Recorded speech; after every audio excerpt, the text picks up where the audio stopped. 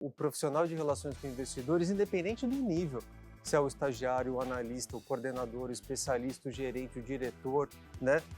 É importante ter bases muito sólidas. A preparação no início eu acho que é fundamental para como você vai fazer essa corrida e estar preparado para ela. Muitas vezes, isso em qualquer cargo, qualquer profissão que a gente está, se a gente começa já querendo executar, mas nem sabendo como, quais são os valores, onde quer chegar, fica difícil ter essa bagagem no dia a dia, né? Assim, não adianta você tentar falar do jeito que eu falo, porque o jeito que eu falo tem a ver com o meu histórico, né? A forma como eu penso as coisas e como eu estruturo. Só que você pode falar de um jeito diferente, mas a mensagem tem que ser a mesma. Que aquele momento do trimestre, da divulgação do call, não é o mais difícil. O mais difícil é o antes, que é a expectativa que você tem que criar.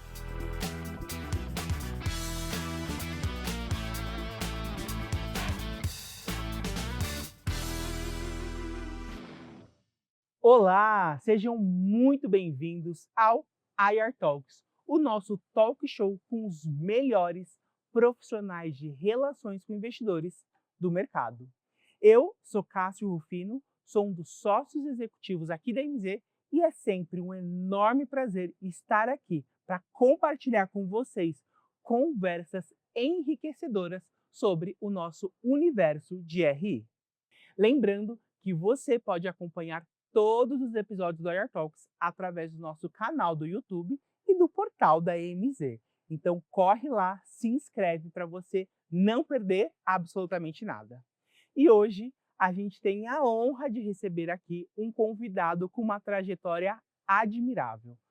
Fábio Cefali, diretor de novos negócios e de relações com investidores da M. Dias Branco, uma companhia referência no setor de alimentos, com marcas que fazem parte da rotina de milhões de brasileiros.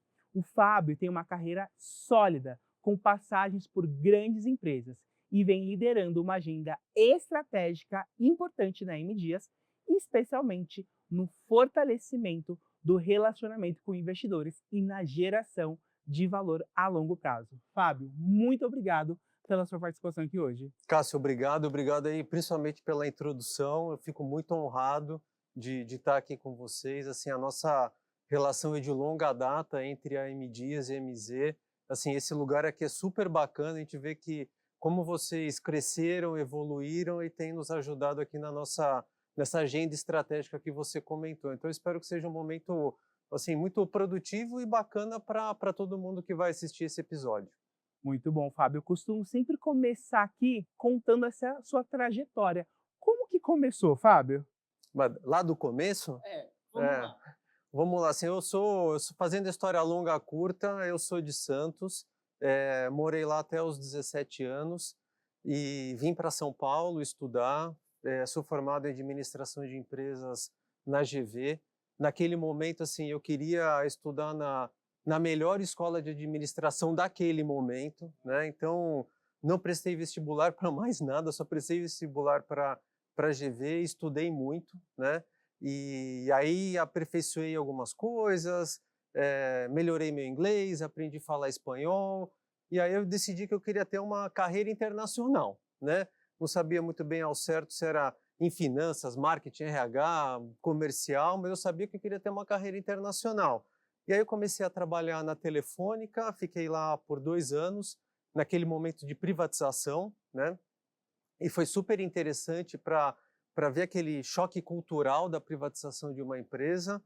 Depois eu fui para General Motors, né? Aí começou a minha carreira internacional. Entrei num time de auditores internacionais da GM e fiz auditoria por 4 anos na América Latina, na África e no Oriente Médio, né? E assim, trabalhei no Egito, no Quênia, na Colômbia, na Venezuela, fui para os Estados Unidos também. E aí tomei gosto, né, por essa carreira internacional e pelo mundo das finanças, né? Porque a auditoria você olha um monte de coisa, mas tudo acaba convergindo para contabilidade, finanças e para resultado. Depois desses 4 anos eu fui para a Natura, onde eu fiquei por 12 anos, né? Fui para lá para iniciar auditoria interna para a América Latina e para a França, né? Naquele momento que a Natura estava começando a sua expansão internacional. Fiquei alguns anos nessa função e falei, agora eu quero ir para finanças, né? E surgiu, assim, finanças mais do dia a dia, né? Surgiu uma oportunidade para ser um financeiro na Venezuela, isso em 2007, né? No momento que o ambiente da Venezuela já era bastante conturbado, fomos, né? Porque eu e a minha esposa, a Cibele, ficamos alguns anos na Venezuela, depois fomos para a Colômbia, né? E no total foram quase 5 anos fora do Brasil, né? E aí, assim, eu fui realizando alguns sonhos, né? De ter essa carreira internacional, de estar ali no mundo das finanças, de participar de um negócio, de ver o negócio crescer, né? E aí surgiu a oportunidade do RI, né? Acho que foi algo que aconteceu naturalmente, né? O Roberto Pedotti, que era o CFO naquela época na Natura, ele me ligou, ele falou, acho que já está na hora de voltar, e eu acho que você tem o perfil e as condições e o background para assumir a área de relações com investidores, que eu não conhecia muito naquele momento. Ele falou, olha, você vai ter um apoio aqui no curto prazo, nos primeiros meses, né? E tive mesmo. E aí eu voltei, aí eu topei, né? E estou no RI há mais de 12 anos, né? Fiquei 5 anos no RI da Natura, que era um RI assim, que tinha bases muito sólidas, né? Mas que tinha assim oportunidade de evolução também, né? Talvez assim com um olhar diferente para algumas coisas. E aí depois de 5 anos, assim, a M Dias me encontrou, eu encontrei a M Dias, né? Onde eu estou desde 2016, que como você descreveu aqui na introdução, é uma empresa referência no Brasil e fora do Brasil, é líder de mercado, né? É uma empresa listada na Bolsa, mas com controladores, que a família de Dias Branco está lá há 70 anos, né? O seu Manuel abriu a padaria, o seu Ivens fez o negócio crescer e os filhos do seu Ivens assim, administram a empresa com executivos e executivas do mercado, né? Então, assim, hoje eu acumulo a função de relações com investidores e de novos negócios, que no dia a dia é o M&A, né? Então, assim, fazendo a história longa curta, né, foi assim que tudo começou. Fábio, você colocou aqui 2 pontos, acho que são super importantes. O primeiro, você falou sobre criar oportunidades e ser intencional em muitas coisas que você faz. Você comentou que você queria uma carreira internacional e você foi atrás disso para acontecer. E um profissional hoje, ele precisa ser intencional em tudo que faz, né? Exatamente, acho que você precisa saber onde você quer chegar, né? Acho que assim, esse talvez seja o ponto de partida, porque sabendo e assim, aonde você quer chegar vai mudando, né? Não é um único lugar, os lugares eles vão mudando e se preparar para isso, né? Acho que assim, a ideia que a gente falar de relações com investidores, né? É, acho que é importante assim, o profissional de relações com investidores, independente do nível, se é o estagiário, o analista, o coordenador, o especialista, o gerente, o diretor, né? É importante ter bases muito sólidas, né? E quais são essas bases, né?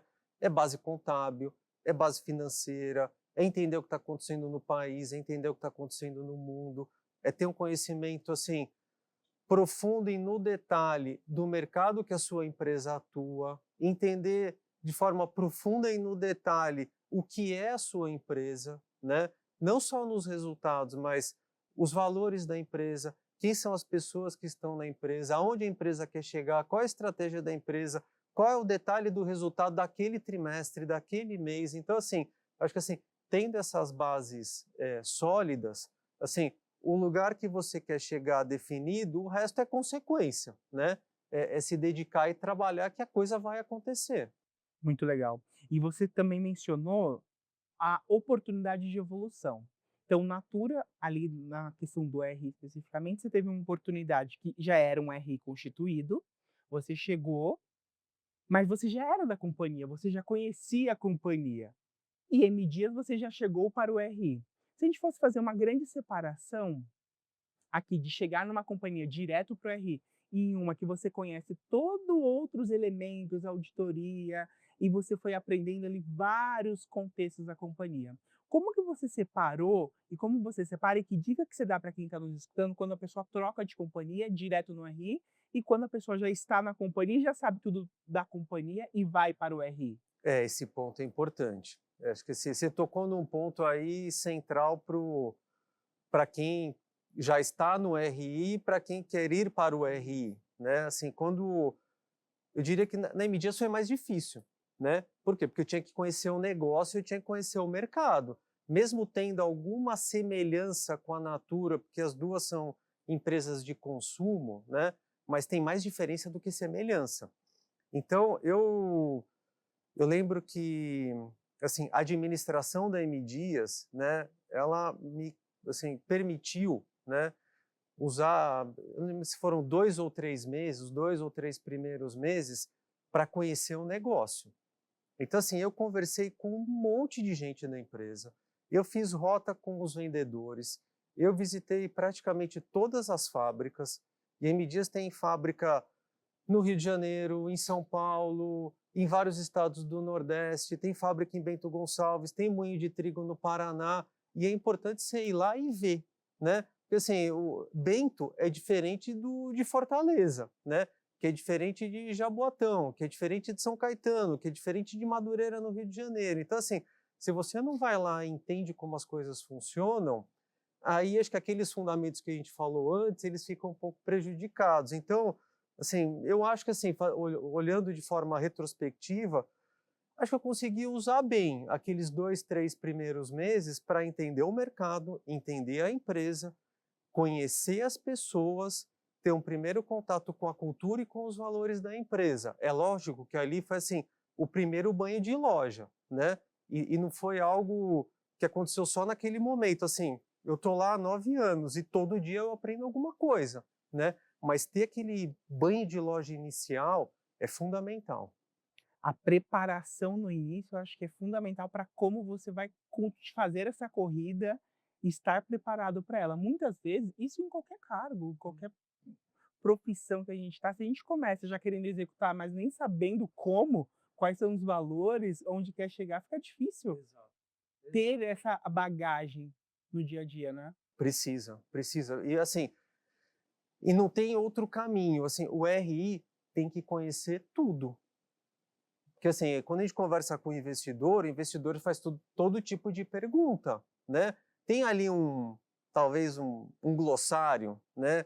Isso vai sendo ajustado trimestre a trimestre ou ano a ano, mas assim, eventualmente aparecem temas totalmente diferentes, que não estão naquela pauta, talvez, tradicional. Então assim, a gente precisa conhecer tudo, né? Assim, processo produtivo, processo contábil, financeiro, políticas de remuneração, estratégia de marketing, processo de inovação, quais são as marcas, assim, a M Dias tem mais de 20 marcas. Então, assim, qual é o propósito de cada marca, onde cada marca se encaixa no mercado, quem são os clientes, ESG, né, que é um tema que eu imagino que a gente deva falar de ESG agora também, que é um tema importante. Então, assim, a gente tem que saber, tem que conhecer tudo, né?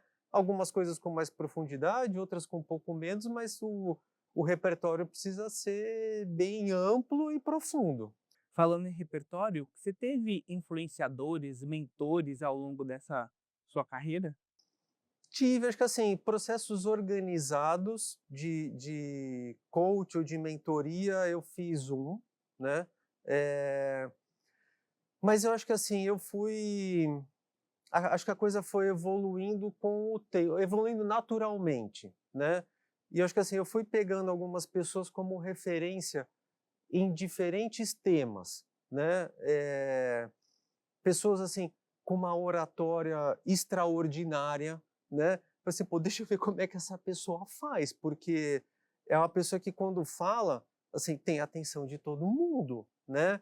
E consegue falar de forma estruturada, objetiva, clara, né? Aí tem outras pessoas que, assim, têm uma forma de juntar as variáveis assim, pensar o que é central, falei assim, pô, deixa eu aprender, deixa eu ver como é que essa pessoa faz. Então, acho que assim, eu fui pegando assim, algumas pessoas como referência, né? E assim, alguma coisa, tem coisa que você copia, né? Fala assim, pô, eu vou fazer igual, porque é uma fórmula que funciona, né? Mas assim, o RI, eu lembro até o Helmut, né, que é você deve conhecer, né, um grande veterano de RI no mercado, né, e eu substituí o Helmut na Natura. Eu lembro que ele me falou logo naqueles meus primeiros meses ali que eu estava sendo assim assessorado, né, ele falou assim, olha, todo mundo tem que falar o mesmo discurso, né, porque assim a empresa tem um discurso só que cada um tem o seu jeito de falar, né, que é o que eu falo para o meu time. Assim, não adianta assim, você tentar falar do jeito que eu falo, porque o jeito que eu falo tem a ver com o meu histórico, né? A forma como eu penso as coisas e como eu estruturo. Só que você pode falar de um jeito diferente, mas a mensagem tem que ser a mesma. Assim, o investidor tem que receber exatamente a mesma mensagem, mesmo você usando palavras diferentes, né? Então acho que assim, eu fui me apoiando assim nessas pessoas que eu vi que eram referências em temas importantes para assim, para minha função e para minha carreira. Legal. Antes da gente entrar ali na função propriamente dali do RI, compartilha com a gente, assim, quais são os seus hobbies hoje para conseguir sair ali, conseguir relaxar depois de um dia intenso de trabalho? Assim, antes do hobby, né, eu sou família. Assim, eu gosto de estar com a minha família, com a minha esposa, com a Cibele, com a Helena, que é minha filha maior, e a Sofia, que é minha filha menor. Então, assim, todo o tempo livre, né, ou grande parte do tempo livre, a gente está os quatro, né? E aí a gente busca, assim, fazer coisas que sejam do agrado dos quatro, né? Eu acho que um denominador comum que existe é o esporte, né? Assim, a gente faz muito esporte. Eu faço esporte desde criança, né? Todo tipo de esporte, assim, correr, musculação, esportes com raquete, natação, caminhada. Eu gosto de tudo, né? E assim, no tempo livre eu gosto muito de fazer. Acho que esporte é o momento que você dá aquela desestressada, assim, tem aquela energia que extravasa, né? Então, E que livros, recomendações, você tem alguma coisa para indicar, enfim, que você sim, acompanha? eu gosto de ler. eh, Esse é outro denominador comum em casa. Todo mundo lê, né? Assim, minha esposa lê muito, as meninas também leem tudo quanto é tipo de coisa. Eu gosto de organizar leitura por temas, né? Então, já peguei temas, eu pego um tema e leio, sei lá, 3, 4 livros, né? Então, eu já li assim, sei lá, Sociedade Distópica, aí eu li lá o 1984 de novo, fui lendo aqueles livros, né? Política, aí eu pego uns 4, 5 livros de política, eu leio. Nesse momento, eu estou lendo biografias de mulheres, né? Acho que assim, casado há 17 anos, e pai de 2 filhas, né, é importante, né. Então, assim, agora eu estou lendo a biografia da Michelle Obama, né, e estou achando muito legal. Assim, ela, obviamente, ela conta a história dela, conta a história do Obama, mas assim, o que ela teve que ceder e como ela ajudou a campanha e a presidência. Então, estou achando super interessante. Então, estou aqui com 4, 5 biografias de mulheres, assim, para fechar esse capítulo, esse tema. Legal. Teve um que eu li que eu também achei incrível, que minha esposa também leu, que é o da Viola Davis. Esse é o próximo. Esse é o que está na fila. Esse é o que está na fila. Bacana. Agora a gente entrando ali nesse âmbito do RI, você já mencionou aqui alguns elementos que conseguem caracterizar um pouco a dinâmica desse RI. Quais outras habilidades, além da que você comentou, você acha que são importantes? Quando a gente combinou de ter essa conversa, né, eu pensei assim, acho que eu tenho que ter clareza, assim, o que é o RI, né? Eh, Pode até falar, RI é comunicação, né? Eu acho que eu vou dar uma volta, mas vou chegar no ponto aqui. Acho que a comunicação é um meio, né? Sim, nesses 13 anos de RI e 53 trimestres de divulgação, que eu gosto de ir contando, porque um é diferente do outro, eu vejo que o RI é um fluxo contínuo de gestão de expectativas e prestação de contas, né? Que aquele momento do trimestre, da divulgação do call, não é o mais difícil. O mais difícil é o antes, que é a expectativa que você tem que criar e gerir, e depois, que é a prestação de contas e a nova expectativa que você tem que criar, porque a cada trimestre o mercado vai mudando, não adianta você sempre tem a história do longo prazo, que é importantíssimo, mas eu ouvi de um grande gestor uma vez que o longo prazo é a soma de trimestres, né?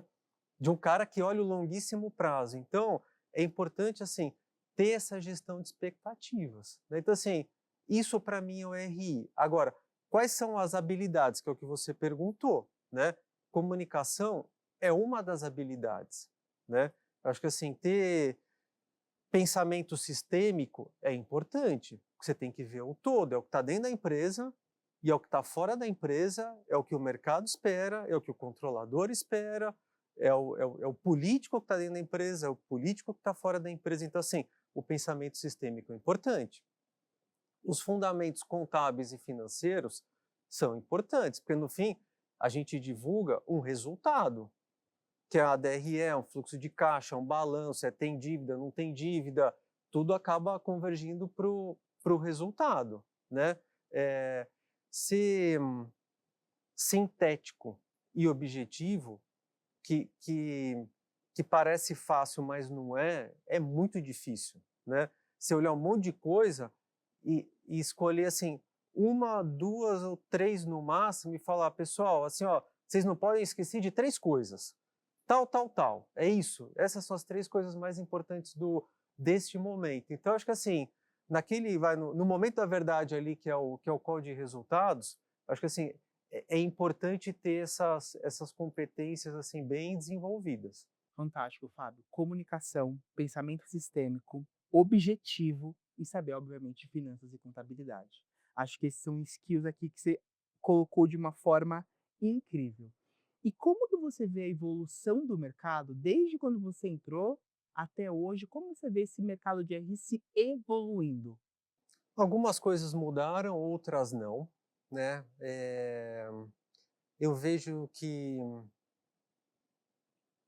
em algumas empresas, que é o nosso caso, o RI acumula outras funções.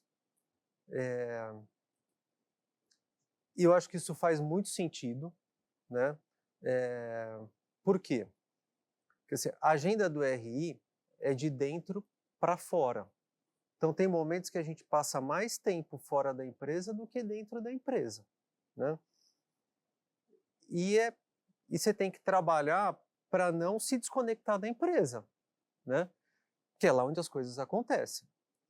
E quando você tem uma outra função, né? No meu caso é a função de M&A, né? E hoje eu estou apoiando o time financeiro em algumas aquisições que a gente fez no passado, mais na linha dos saudáveis. O profissional de RI, ele entra em algumas rotinas na empresa.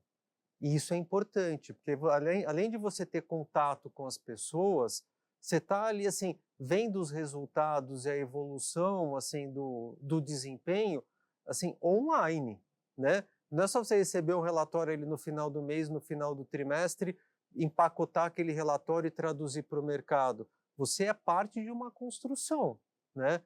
Então, assim, é uma coisa... Não sei se é tendência, mas assim, eu tenho visto muitos casos em que o head de RI, sei lá, a diretoria de RI acumula outras funções. Eu acho que isso faz muito sentido, né? Outras coisas não mudaram, né? Assim, a rotina de conferência, a rotina dos calls, a rotina das viagens. Sim, acho que perdeu um pouco de intensidade depois da pandemia e está tudo muito mais caro também, né? Mas assim, essa rotina continua a mesma, acho que faz todo sentido. Hoje, como diretor, Fábio, como que você organiza o time de RI da M-Dias? A gente é um time bastante enxuto, né? Somos em 4.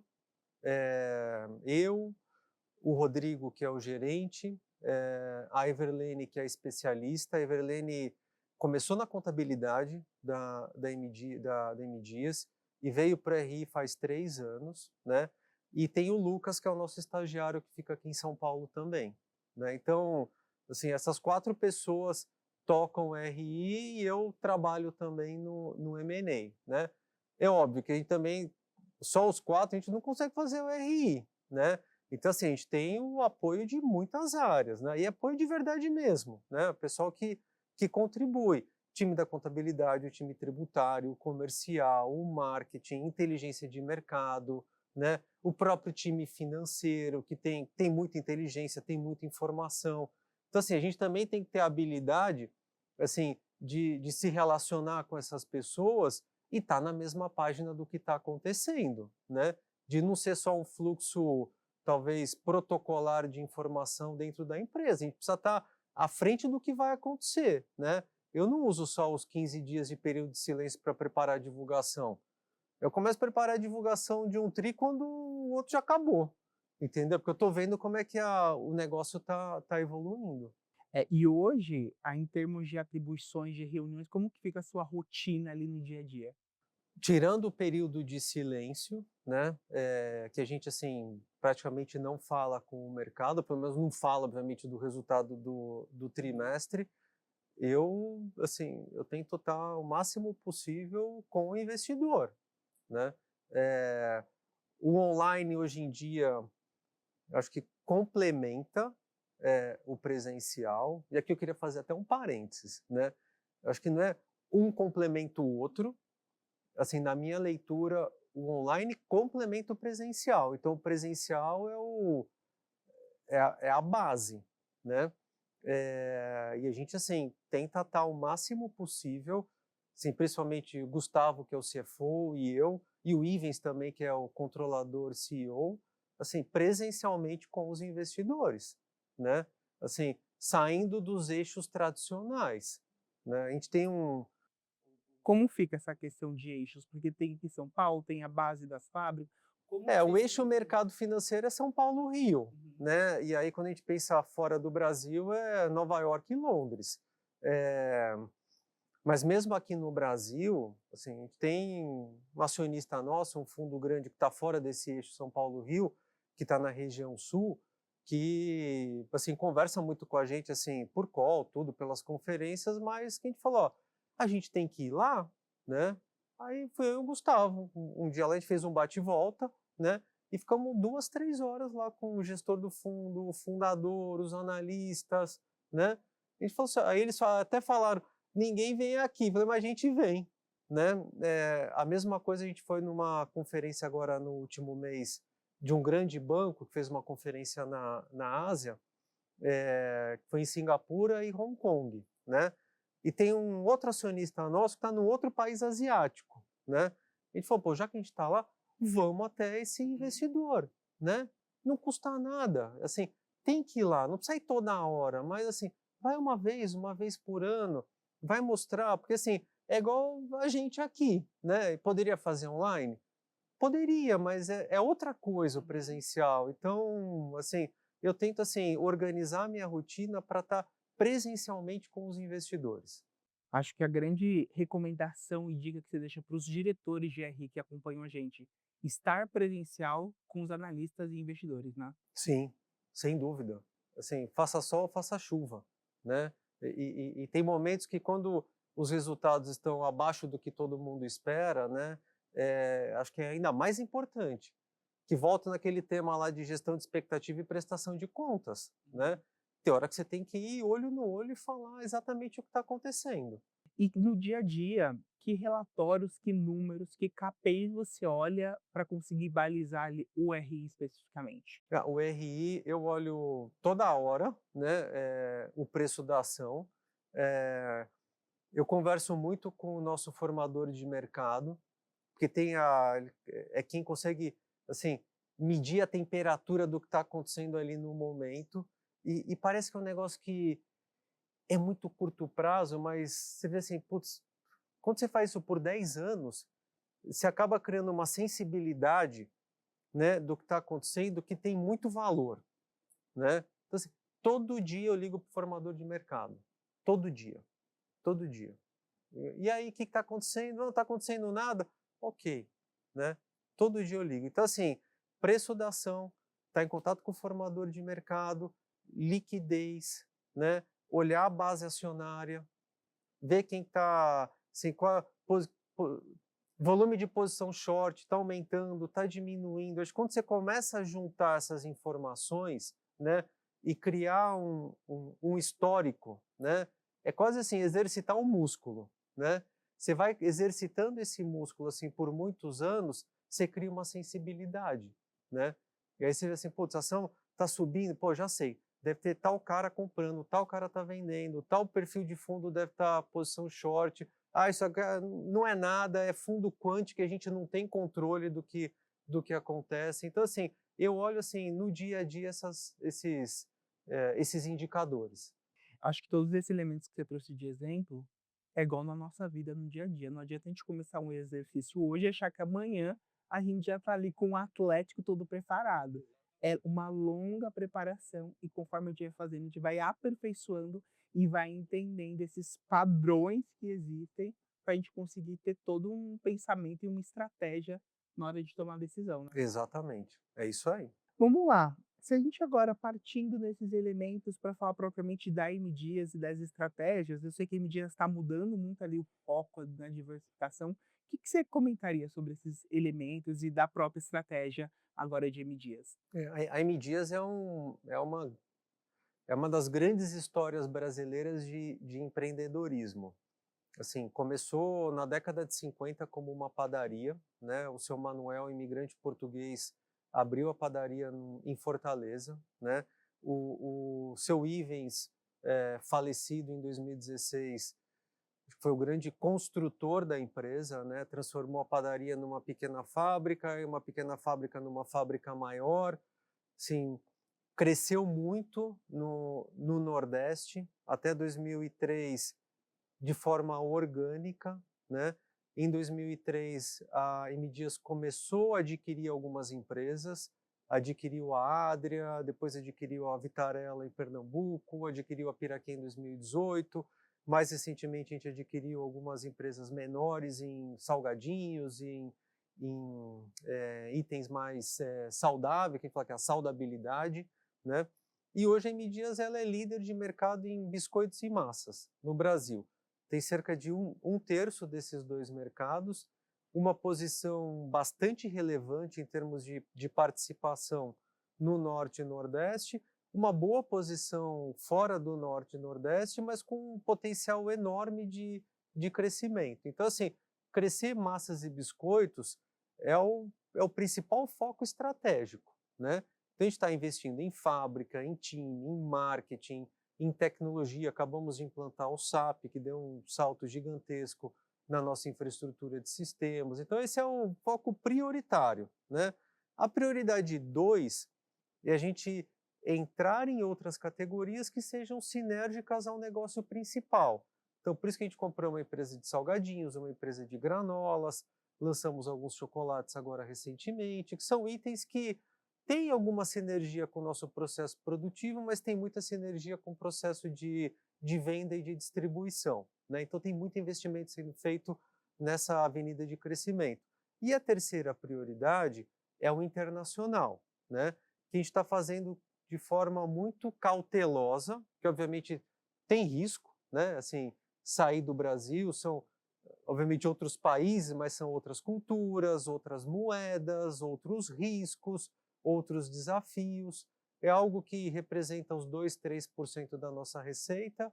A gente exporta hoje as massas, os biscoitos, as farinhas para mais de 40 países. Em 2023 a gente fez a primeira 22. A gente fez a primeira aquisição fora do Brasil, que foi a compra da Las Acacias, que é uma das principais marcas de massas no Uruguai, e um negócio que está indo super bem. Daqui a pouco a gente vai começar até a vender outros itens no Uruguai com a marca Las Acacias. Então, assim, é uma empresa que já é muito grande, mas quando a gente olha o detalhe dos negócios que a empresa atua, tem muita oportunidade de crescimento. E aí, pegando esse gancho do tamanho de M Dias, como que você ali na cadeira de RI Novos Negócios ajuda, contribui ou, enfim, consegue planejar as ações de marketing que você vai fazer referente ao RI? Vocês utilizam essa rede para se comunicar com seus acionistas, falar com eles? Como que você vê essa frente de comunicação? A gente usa principalmente assim os atributos das marcas, né? A gente tenta assim ao máximo eh, mostrar que a M Dias é uma empresa que tem uma infraestrutura muito infraestrutura realmente no ponto de vista literal mesmo, assim de fábricas e centro de distribuição e moinhos, é uma infraestrutura muito sólida que está no Brasil inteiro.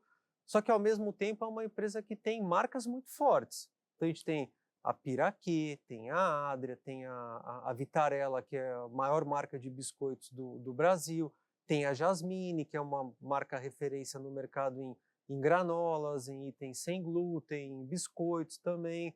Então a gente tenta fazer sempre essa combinação, né, de uma empresa que tem uma saúde financeira muito forte, né, AAA já há muito tempo, uma infraestrutura muito sólida e marcas muito fortes, né? Então é esse pacote que a gente sempre tenta assim criar e mostrar para o investidor, né? Porque no fim do dia é daí que o valor vai ser criado, né?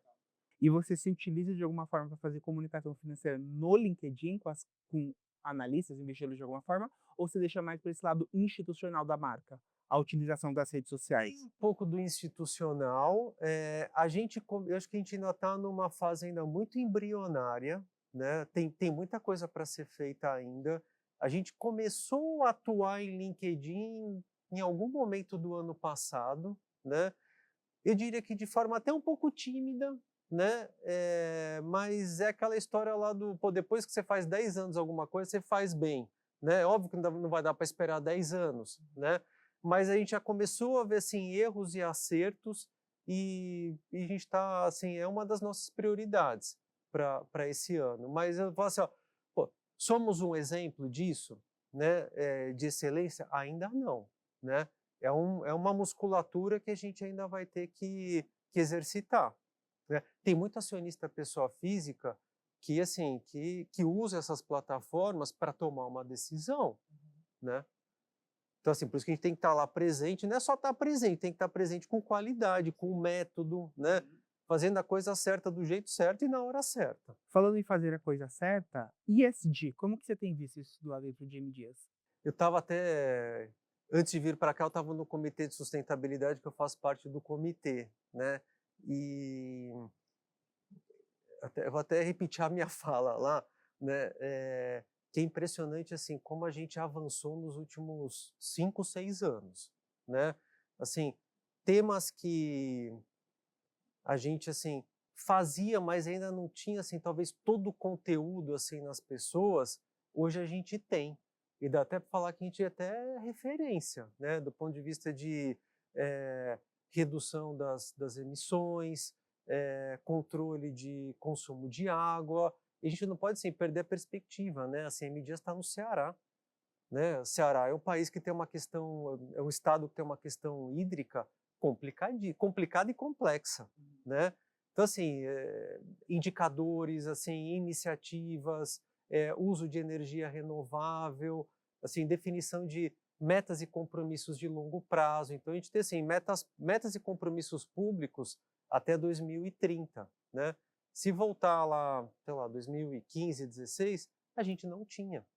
Então, assim, teve uma agenda de ESG aí separando, né? Porque ESG é um pacote, né? As coisas elas se complementam, mas elas não são as mesmas, né? Governança é uma coisa, social uma, ambiental é outra. Então, acho que a gente conseguiu, assim, melhorar o conteúdo interno, né? Fazendo com que as pessoas se apoderassem dos temas, entendessem os temas e adaptassem os temas à realidade do negócio da M Dias, né? E das localidades onde M Dias tem operação. E como que vocês dividem internamente os 3 pilares ali de ESG? A gente tem um dos vice-presidentes da M Dias, que é o Daniel, ele é a pessoa responsável pela governança. Então é quem faz a ligação com o C-level da empresa, os demais grupos de gestão da empresa e o conselho. Então ele é o grande guardião da governança, mas é óbvio que a governança está em todo mundo, né? A governança é o dia a dia, né? Ambiental e social, sim, todo mundo participa, né? A gente tem até parte das nossas metas ESG, né? De bônus anual. Mas assim, no dia a dia é muito time de sustentabilidade e o time de operações, né? Que aí tem time de compras, que eu tenho que ter um percentual cada vez maior de itens comprados no Brasil, né? Até para fomentar fornecedores locais, aumentar assim, o uso de energia renovável. Então a gente fez parceria com uma empresa de energia no Nordeste, então hoje boa parte da nossa energia é renovável. O time de fábrica é importante para diminuir o consumo de energia e diminuir o consumo de água, né? Então assim, tem times que controlam isso no dia a dia, mas tem outros times que executam. Aí, aproveitando esse gancho de divisão de tarefa, a gente vai entrar logo mais no formulário de referência. Como que você divide essa responsabilidade lá dentro? Esse a gente já tem um fluxo já criado, amarrado e que funciona já há bastante tempo, né? Assim, o time de RI é quem consolida tudo e quem toca o bumbo, né, para a coisa acontecer. Até ontem o Rodrigo falou, ó, terminando a divulgação a gente já vai começar o formulário de referência, né? Mas assim, a rotina já está criada, né? Então assim, as pessoas já sabem exatamente o que precisa ser feito. Fábio, a gente falou de 2 temas aqui que são bem regulatórios, vamos dizer assim, o formulário de referência, que é um documento obrigatório, e o ESG, que veio com muita força, regulatório, obrigatório para alguns momentos. Qual que é a sua percepção e a sua visão sobre esse andamento, principalmente do ESG no mercado hoje? Eu vou falar assim, eu vou pegar o horizonte da minha carreira em RI, que eu comecei em 2012.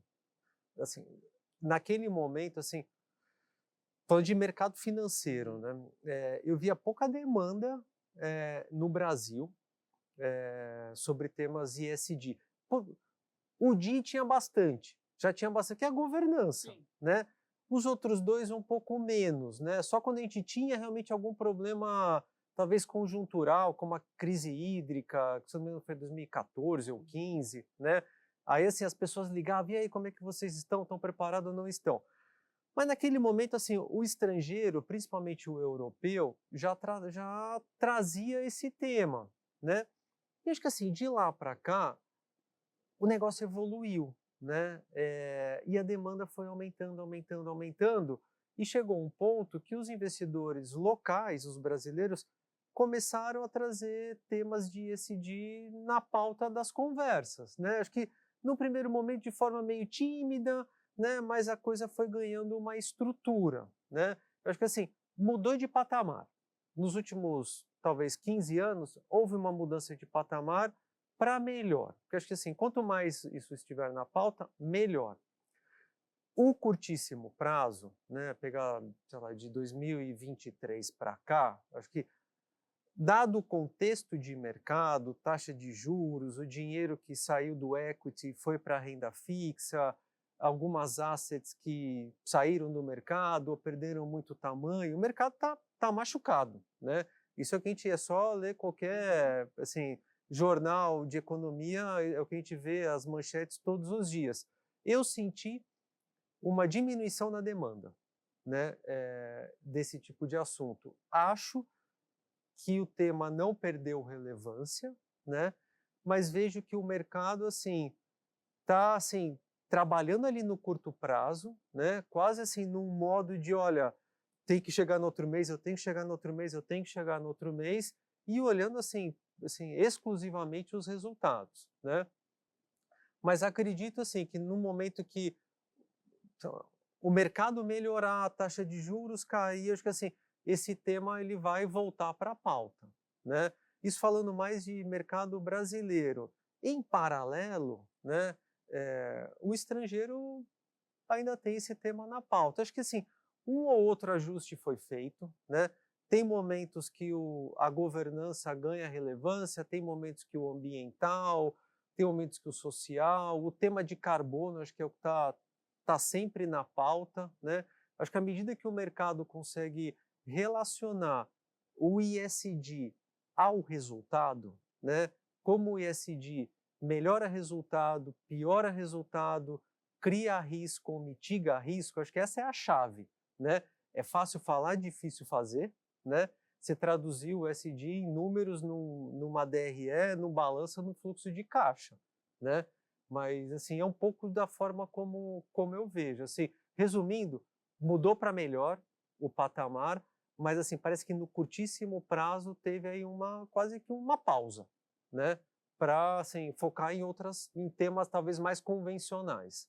Ou urgentes, ou enfim, para conseguir sobreviver ali, Pode né? ser. Pode ser. É. Legal. Agora, do nosso lado não mudou nada, né? Do lado assim, esse é de dentro para fora. Uhum. Dentro de casa, assim, a nossa agenda está intacta, né? Porque assim, a nossa agenda entrega de ESG, né, que a gente está falando, entrega resultados de curto prazo, mas tem que focar no longo prazo, né?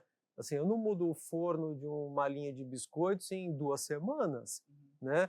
Para eu colocar um forno que é mais econômico, mais produtivo do ponto de vista de energia, são alguns meses ou até anos de trabalho. Então, assim, a agenda de longo prazo da M Dias, ela está intacta e os nossos compromissos também. Falando em interno, essa sua divisão de ah, investidores internos e externos, como que é essa proporção entre GM Dias? Hoje, assim, falando de free float, né, 60% da base está com investidores estrangeiros, nos Estados Unidos, na Europa e na Ásia, e um pouco no Chile também. 30% da base é pessoa física, são uns 45 mil acionistas, e 10% da base fundos locais. Legal. E você vê diferenças aqui nesse discurso que você tem que ter entre esses três grandes públicos que você tem na base? A mensagem tem que ser a mesma, né?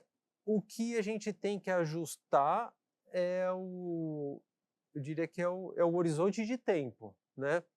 Tem alguns que estão assim mais focados no resultado de curto prazo e outros mais focados no resultado de médio e longo prazo. Agora, a estratégia é uma só, a empresa só tem um número e a empresa tem as mesmas iniciativas para todo mundo, né? Acho que esse é o ajuste que a gente tem que fazer, né? Saber quem é o público que está falando e adaptar o discurso, né? O público, assim, o investidor pessoa física também ele tem uma outra característica, eu diria que é o mais complexo, né? Porque você não está todo dia conversando, é difícil ter uma conversa como essa, né? A gente usa muito, assim, aí tem LinkedIn, tem o call que está no YouTube, a gente tenta ser, assim, o mais objetivo possível e claro no comentário de desempenho, no relatório anual, no formulário de referência, né? Para, assim, tentar garantir alguma leitura mais fluida para todos os públicos, sem perder conteúdo. Fábio, que mensagem final você quer deixar para o pessoal que nos acompanhou? Que recomendação, sugestão, enfim, fica à vontade. Eu queria deixar uma mensagem para quem não está no RI e quer trabalhar em RI. Né? Posso seguir desse jeito? Tá. Assim, acho que é uma das funções mais bacanas dentro de uma empresa, né? Por quê? Porque você tem que conhecer tudo, né? Então você vai abrir os horizontes, né? Você vai entrar em técnicas que você talvez não conhecia, você vai entender de contabilidade, vai entender de finanças, vai ter contato com um monte de gente. O investidor, assim, é uma figura assim super preparada, né? Do ponto de vista técnico, de comunicação, de lógica, de inteligência, né? Então, assim, você vai ser desafiado todos os dias, você vai exercitar umas musculaturas diferentes, tem que falar inglês, tem que entender de contabilidade, tem que entender de negócio, tem que entender de política, tem que acompanhar o que está acontecendo no Brasil, tem que acompanhar o que está acontecendo no mundo. Então, assim, se alguém tem alguma dúvida se deveria ou não trabalhar no RI, a minha recomendação, assim, encare o desafio, né? O RI, para algumas pessoas como eu, é uma trajetória mais longa, mas em algumas empresas, como eu vi na Natura, como eu vejo na M Dias também, é uma excelente área de passagem, né? Que forma pessoas, pessoas que vão, sim, eram de finanças e vão voltar para finanças, eram de marketing e vão para outra área de comunicação, de sustentabilidade. Então, assim, é uma excelente área de passagem. Então, assim, quem não está no RI, acho que assim, se desafie, né, e experimente um pouco esse mundo de RI, que é muito, muito bacana. Muito bom, Fábio. E hoje, dia 5 de maio, divulgação de call de resultado da M Dias. Quer deixar algum recado aqui, Fábio? Por favor, acompanhe o call. Não sei exatamente que horas vocês vão postar aqui a nossa conversa, mas assim, o que eu posso garantir é que vai ser um dia que a gente vai estar trabalhando muito, né, na divulgação. E ó, acompanhe o call, leia o release deles. Se tiver dúvida, manda lá no Fale com o RI, manda para o Fábio, manda para o time dele, que com certeza eles vão te responder. Fábio, muito obrigado pela sua participação aqui hoje, viu? Não, obrigado a você, a todo o time e a MZ. Obrigado, gente. Esse foi mais um IR Talks. Vejo vocês no próximo episódio.